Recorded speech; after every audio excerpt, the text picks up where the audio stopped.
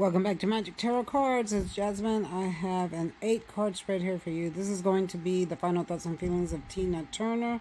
Yes, I have already pre-shuffled. For those of you that don't like that, sorry. That's just the way I'm doing this video this time. I did shuffle a whole lot, which is something I don't care to film. Not today anyway. I consulted with Spirit, and this is what I have. These are the cards that popped up as I was shuffling. I gathered them here, and we're going to do a reading about Tina Turner. If she wants to come through, she will, and give me messages. First, I'd like to say this video is not made for kids. If you're under the age of 18, please click off now. Give me a thumbs up. Please like, share, and subscribe. You are not allowed to copy or use this video for your own revenue. Alright, everything's in the description box. Remember, the information is alleged, comes from Spirit, me, my psychic abilities, and the cards. Alright, if you want a personal reading, contact me with the email down below and I'll get back at you. I am running a 3-card special right now for $10, so email me. It's in the community post. If you already have my number, my business phone, text me.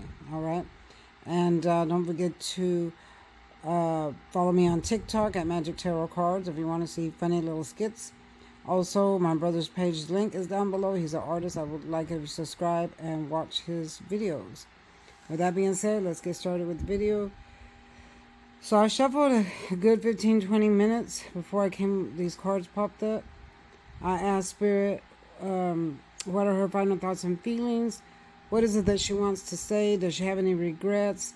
Did she make it to the other side? And anything else that popped up. So right away, she's taking me back to childhood.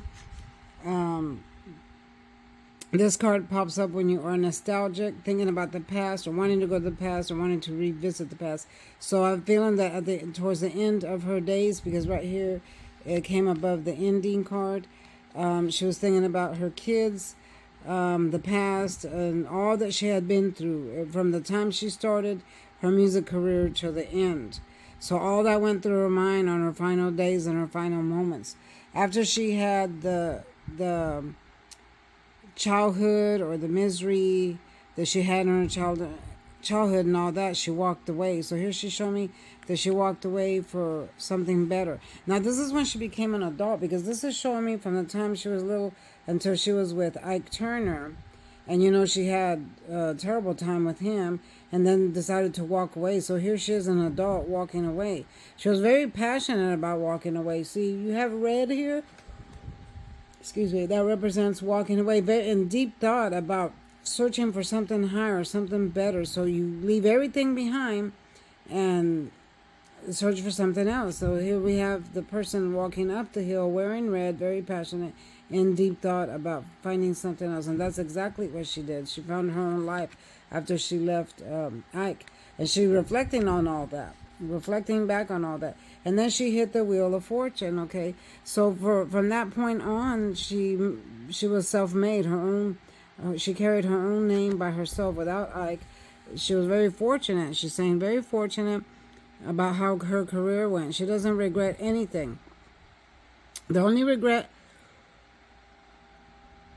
I'm hearing, the only regret that she has was that she stayed with Ike too long.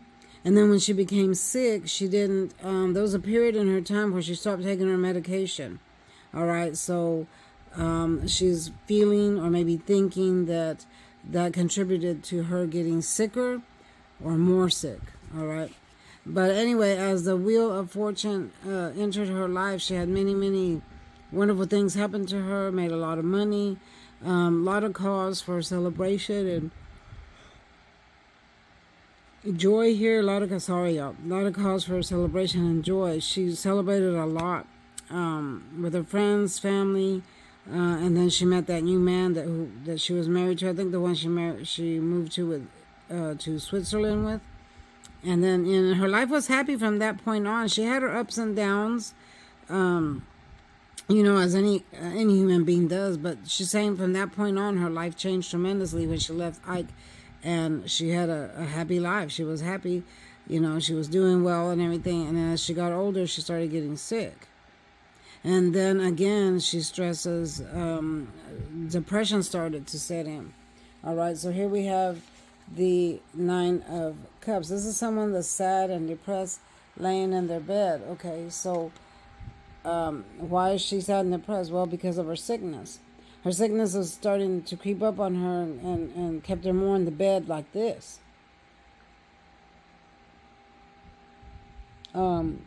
She would cry about it silently, not letting anybody know, and she knew where it was leading. Okay, where was it leading to? It was leading to the death card. This also represents death. But here we have the Eight of Swords. So she started beginning to feel imprisoned, maybe a self-imprisoned in her mind, because she knew that this disease was keeping her from, doing stuff.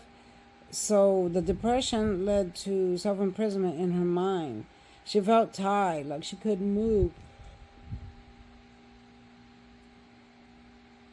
Like she couldn't move either way, just it wasn't getting any better. And she knew where it was going to lead. She had been sick for a while. A while now. It had more than a few years. And she was back and forth in and out of the hospital. Her husband took care of her. But it created a sadness, a deep sadness for her, and a self-imprisonment for her, because she didn't feel like she was that same person that she was before when she was on stage singing, dancing and doing all that. She felt like she had lost that. Okay. So then her disease led to the end of a karmic cycle, and she knew that that was coming. She knew that there was no fighting it, no going back. So it caused her this depression, the self-imprisonment, which led to the end of a karmic cycle. Now, I did ask, did she make it to the other side? Okay. Now, remember, y'all, there's only one death card in the deck of cards, but there's a lot of cards that mean death. Okay, so this means death as well. The end of the karmic cycle. The way you were living is no more. Again, lots of depression here. See that?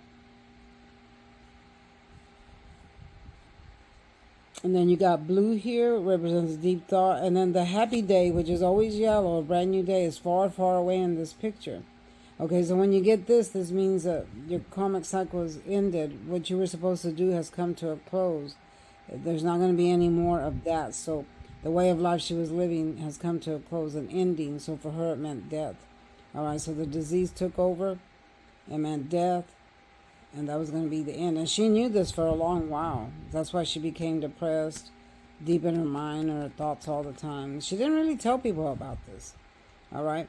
She reflected a lot about her kids and a lot about the past towards the end. She would have memories of that over and over and over. In fact, it got to the point where it would bother her. All right? I'm hearing that she thought about it so much that it started to bother her. Self-imprisonment in your mind. All right? So did she make it to the other side? Well, here's the Hangman. I always get this card when people pass away. When it's in the upright, represents moving up and out to a higher place spiritually. So, yes, she made it to the other side. She's in the light now. She's actually in a very high place.